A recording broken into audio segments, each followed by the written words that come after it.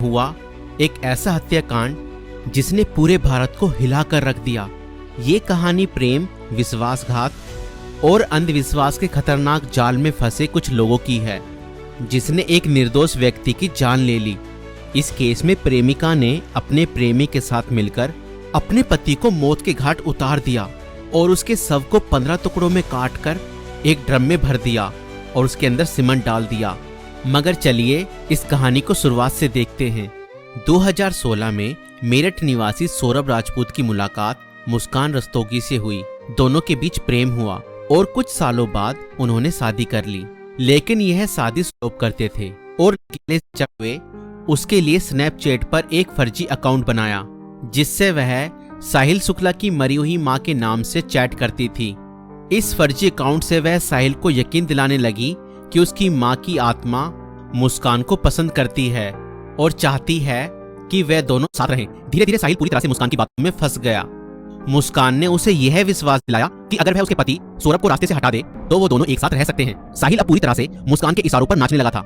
मुस्कान और साहिल ने मिलकर सौरभ को मारने की साजिश रची। 4 मार्च 2025 को जब सौरभ लंदन से मेरठ अपनी पत्नी और बेटी से मिलने आया, तब मुस्कान ने सौरभ की फेवरेट सब्जी कोफ्तों में बेहोशी की दवाई मिलाकर खिला दी।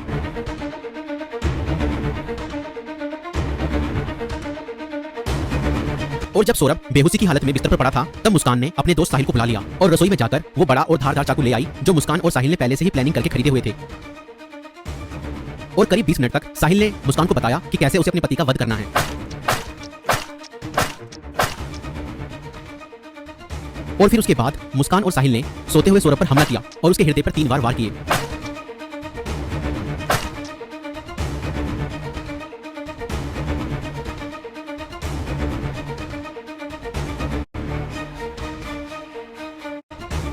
और घर में पड़े कूलर को भी ऑन कर दिया ताकि उसकी आवाज किसी को भी ना सुनाई दे। जब उन्होंने सौरभ को खत्म कर दिया, उसके बाद वह उसकी बॉडी को बाथरूम में ले गए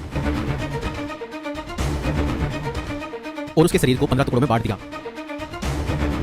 सौरभ को खत्म करने के बाद उन्हें इस बात की चिंता हुई कि अगर सब बरामद हो गया तो पुलिस उन तक जरूर पहुंच जाएगी। इसलिए उन्होंने सबको ठिकाने लगाने की योजना बनाई और मुस्कान बाजार जाकर एक प्लास्टिक का ड्रम खरीद लाई। और मुस्कान और साहिल ने सौरभ के शव के टुकड़ों को उस प्लास्टिक ड्रम में डाल दिया और ऊपर से सीमेंट भी डाल दिया ताकि उसकी बॉडी की स्मेल बाहर ना जाए।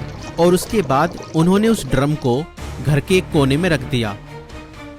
इसके बाद मुस्कान और साहिल ने सौरभ के मोबाइल फोन से उसके सोशल मीडिया अकाउंट को एक्टिव रखा।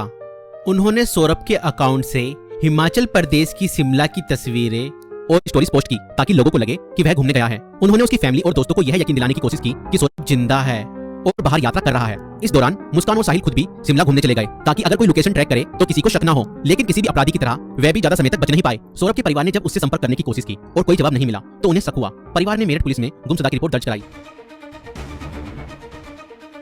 और इसी बीच मुस्कान ने अपने माता पिता को बताया कि शायद सौरभ का मर्डर हुआ है और उसके घर वालों ने ही उसका मर्डर किया है। मगर मुस्कान के पिता ने कहा, नहीं बेटा, किसी के भी घर वाले कितना ही नाराज हो जाएं तो भी ऐसा कदम अपने बेटे के लिए नहीं उठा सकते। बेटा, मुझे सच सच बताओ, सौरभ कहाँ है? मुझे सच्चाई बताओ, मैं किसी से कुछ नहीं कहूँगा। और तब मुस्कान ने अपने पिता को बताया कि उसने और साहिल ने मिलकर सौरभ को खत्म कर दिया है। और इतना सुनते ही मुस्कान के पिता ने पुलिस को सारी खबर बता दी।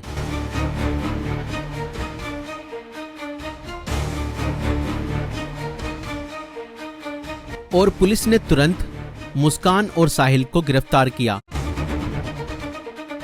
और उस प्लास्टिक ड्रम को भी बरामद किया जिसमें सौरभ के शव के टुकड़े थे। उस प्लास्टिक ड्रम को काटा गया और सौरभ के शरीर के टुकड़ों को बरामद किया गया। इस खौफनाक हत्या मिस्ट्री का अंत पुलिस द्वारा हत्यारों की गिरफ्तारी के साथ हुआ।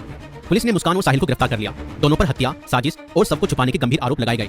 दोस्तों, ये घटना हमें यह सिखाती है कि अंधविश्वास का अंजाम बहुत बुरा और भयानक होता है। साहिल ने अपनी मां की आत्मा के नाम पर बनाए गए एक फर्जी अकाउंट पर भरोसा किया और हत्या जैसा अपराध कर दिया। और गलत संबंध और रिश्तों का अंजाम बहुत बुरा ही होता है। मुस्कान ने अपने फायदे के लिए साहिल को मानसिक रूप से कंट्रोल किया और हत्या तक करवा दी। और कानून से कोई नहीं बच सकता, चाहे अपराध कितना